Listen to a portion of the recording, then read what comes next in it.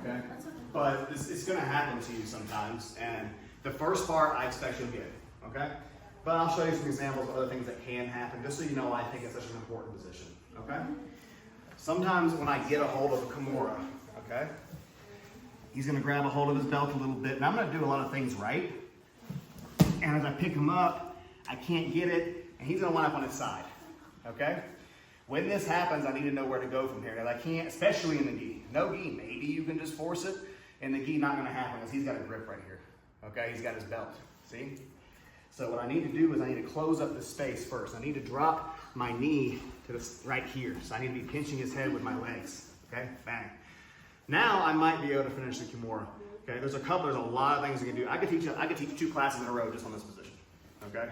But I think that there's just a few things you need to know from here, okay? The most important is gonna be, well, if I really want the Kimura, what do I do, okay?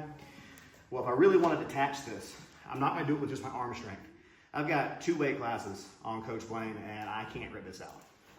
It's not gonna happen, not with my arm strength. You need to attach your chest to the tricep, okay?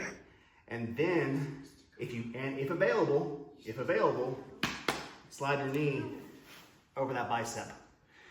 Okay, now when I rip up, I don't leave his arm behind. I bring it with me here. Now, slight difference between gi and no gi. If I was teaching you no gi, I would tell you to take this at an angle, because the more bend, the more dramatic the break, right? The problem in the gi is if I take it down that way, right about there, he gets a second chance. He grabs his belt, see that? Yeah, so if you do all that work to get it here, just keep it 90 or 100 degrees, pretend you're in a neck brace and start looking out the window. And eventually you will get a tap, okay? Here, see it?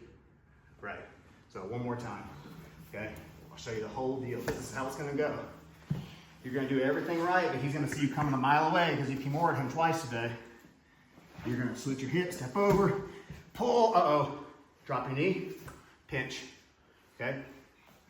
Elbow to chest. If available, slide over that arm. It will not always be there. If his hands are together, you might find a little space though. Don't give up on it. You might be able to just put a little bit on the forearm, right? Then I'm exploding up, boom. Once it comes off, don't go at the angle, he'll grab his belt. And now I have to do it again. Keep it here and just turn. This is one of the few cases where a push-based Kimura is totally acceptable and probably the right thing to do, okay? Go play with it, 1, 2, 3.